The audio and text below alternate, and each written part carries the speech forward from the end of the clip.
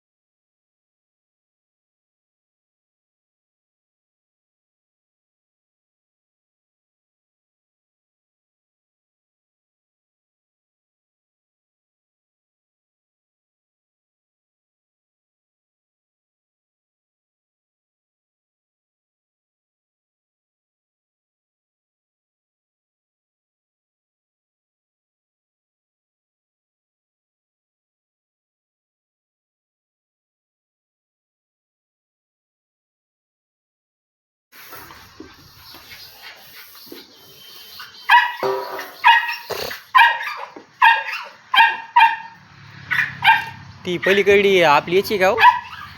लहान लहान कडची.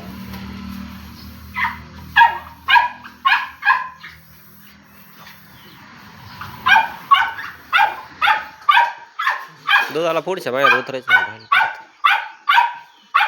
सांगते उतरते का चढते पाठीमाग घे बाहेर तिकडं. तिकडे जाऊ. हळू सोड हळू सोड.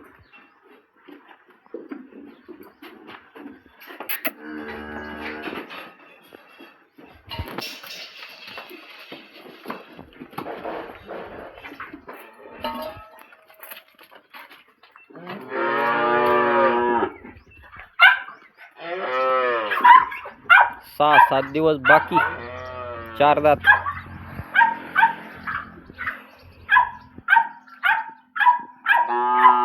पाहिलं रू.